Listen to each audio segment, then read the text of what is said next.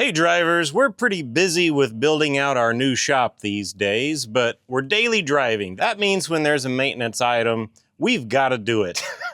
Today, that's the intake boots. 3 or 4 years ago, I bought the rubber boots, and they are real rubber. They smell like a tire store, not like a chemical spill at a cheap tool store. And they've only lasted this long, so we're gonna try something different. We scrounged through the part stash and found a set of the orange ones, not the urethane ones, but these rubber orange ones. And I don't know, I think they'll do better. It's what I've got, and I need to go to work tomorrow, so let's get these things installed. What I think we can do is pull off this end casting. And if it looks a little different, it is. This is a single port end casting for use with the later center intake manifold. But I think we can pull this off just on this side, which will allow us to move the intake manifold to the left. That should give us enough room to start slipping things in place. I want to clean up the carburetor and take a peek inside, so I'm going to go ahead and take it off, and that might give us a little bit more room too. What we're really trying to avoid is having to loosen this clamp, slide it back, and lift the blower housing up. I'm only going to be able to go so far if I do that because I do have the thermostat installed. So let's see what we can do.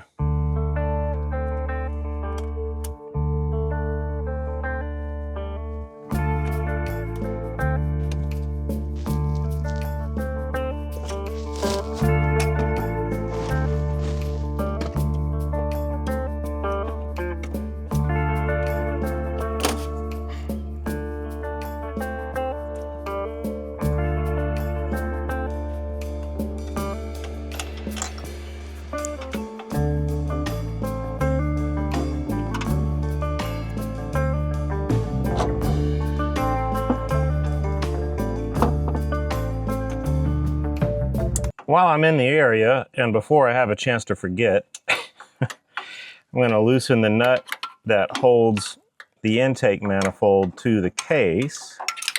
The position of this fastener is why I feel like going to the left is the better idea. We'll see if I'm right about that. The case is kind of in the way if we try to go the other way. Now I'm just going to loosen this because the intake manifold slips over it. I don't think, unless I just need the room, that I need to pull the nut all the way off. I think I can rotate the intake manifold up and move it to the left. We'll see.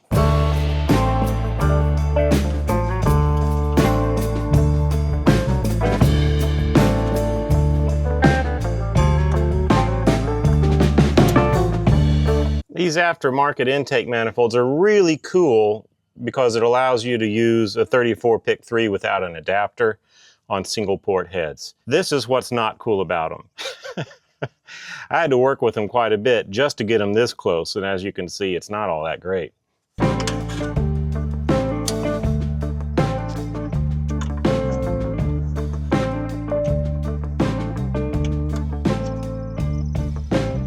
These are some coupler nuts that I just cut in half. Makes it a little easier to get to. So they're taller than a regular nut. This is probably something that's commercially available, but the cool thing about these is that they were available in my stash of hardware. Didn't have to wait on them.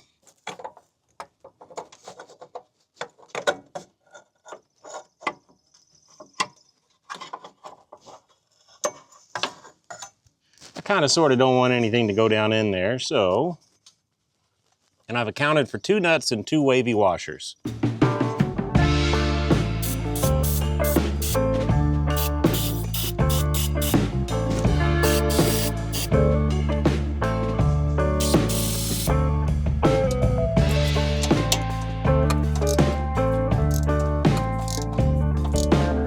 All of these will get cleaned up in the wire brush. When they all get put back on, new or old, they'll get a little bit of copper anti-seize. I'm still living out of boxes, but I did rummage through one and I found an old tube of copper anti-seize here. And that's what it gets us. Sometimes, not all the time, but sometimes it goes really easy like that. Later, I'll forget to put these on and I'll have to do it again, and it's going to be awesome.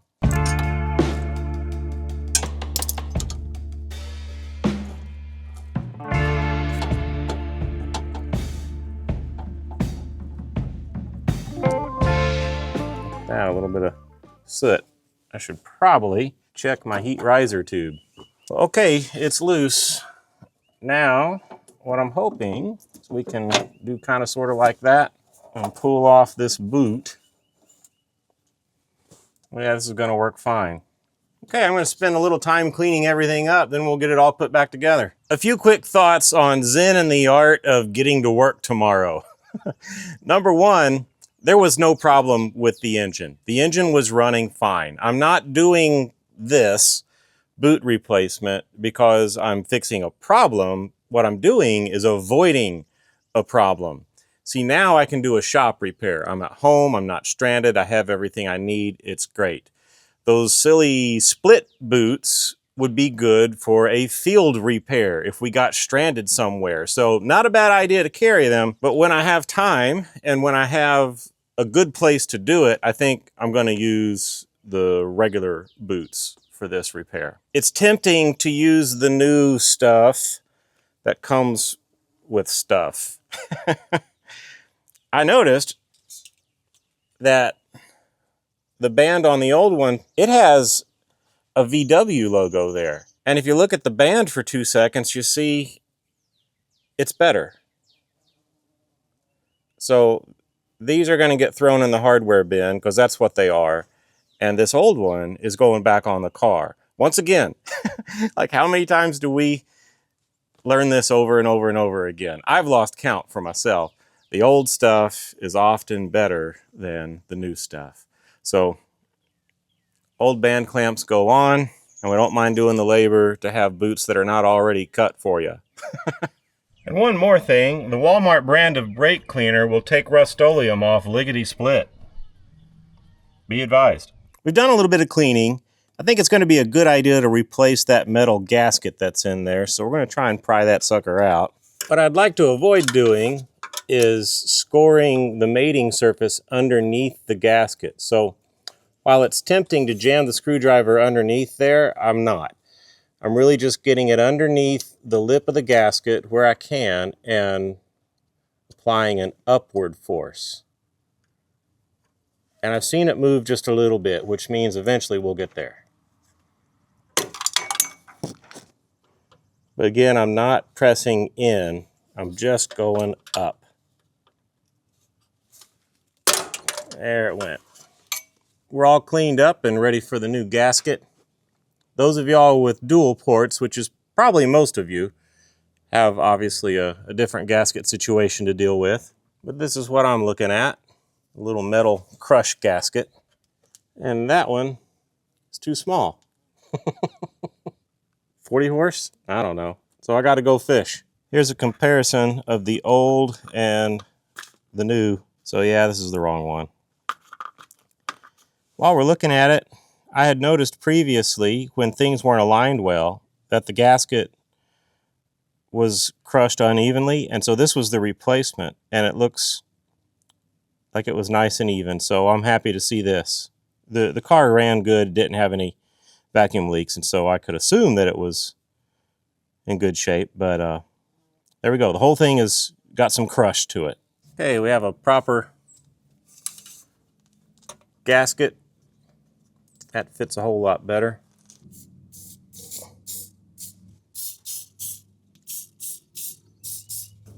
I think I'd like these screws to be facing me, you know.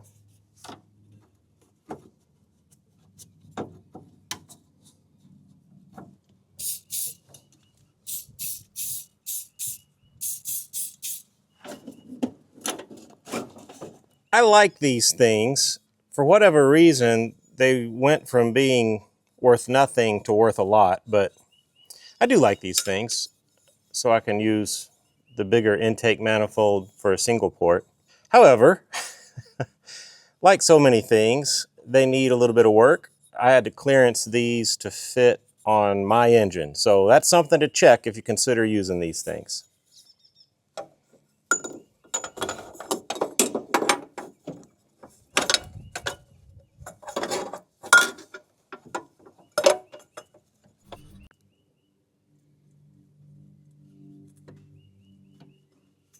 Since I cut these, I want to make sure that the cut side goes up because it's not square.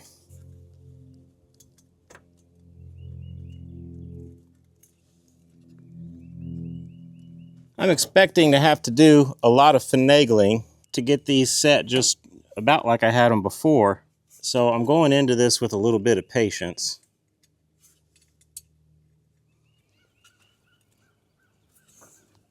So just a little bit snug. Now we'll go take a look at alignment.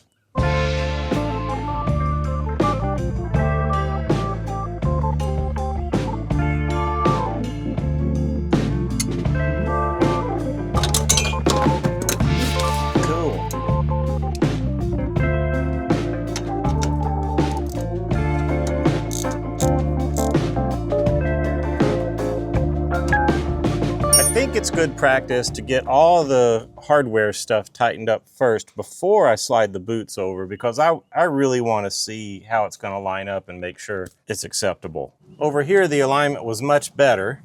This is not great, but I recall messing with this and it was, it was about as good as it was going to get. It was way better than it was. And the boots never broke open or slipped off. So we're going to try this again.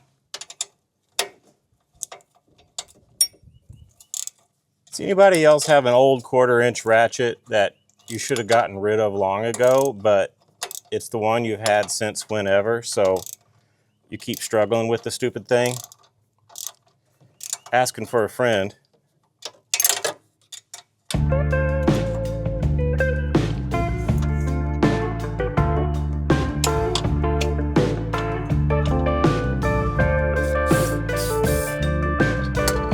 I want to make it where I can't get a good hold on it.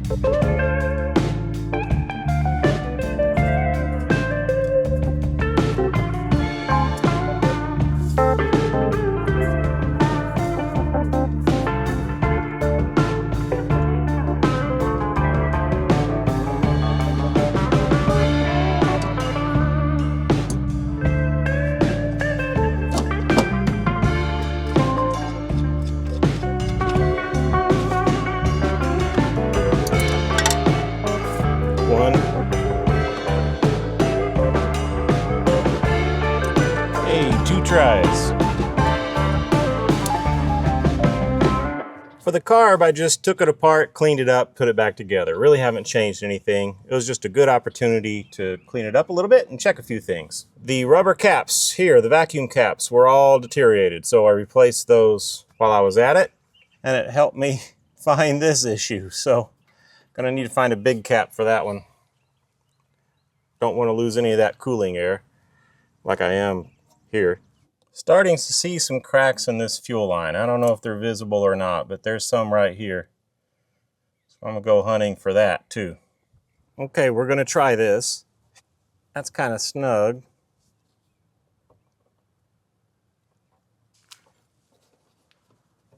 That'll work.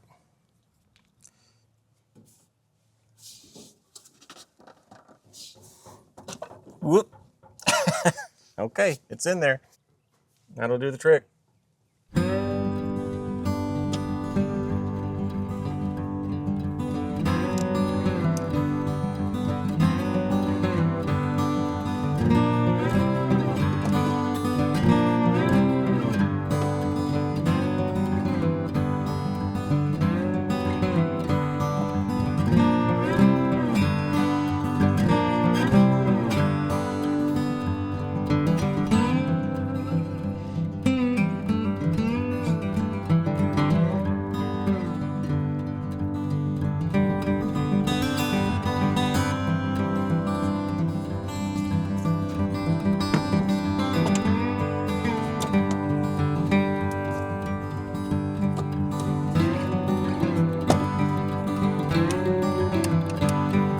Here's our first issue.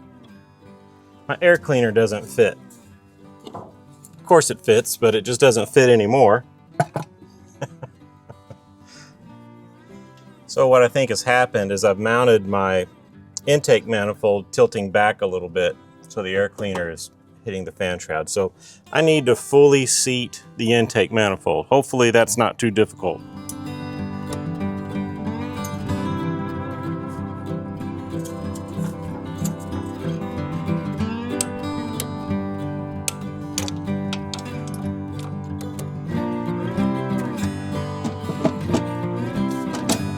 That's more like it.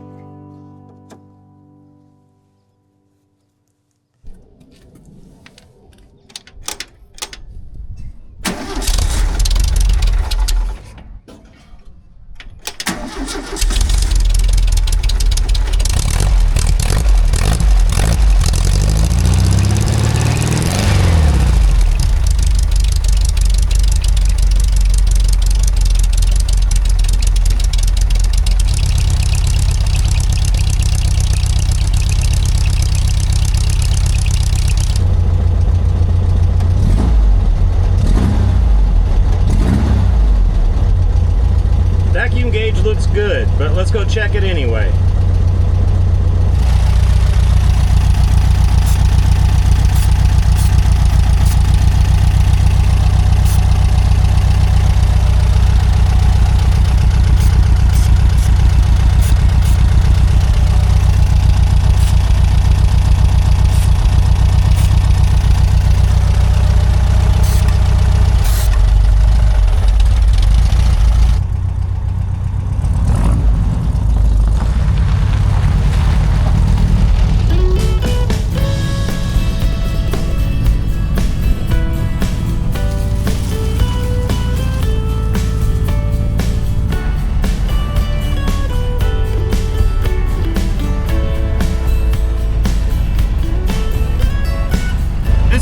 Played in the snow a couple of months ago, and it's really my favorite place. Kind of nice to see it in the springtime. Check it out.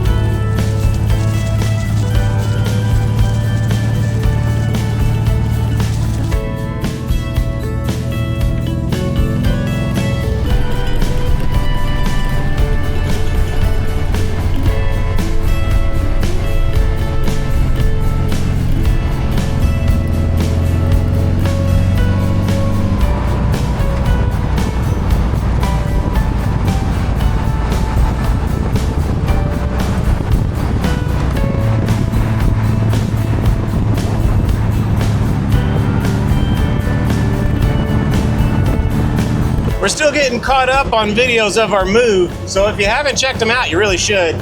We just did one on moving a crankshaft grinder and squeezing it into the shop. We're keeping the project alive, folks, and driving the dream. We'll see you in the next one.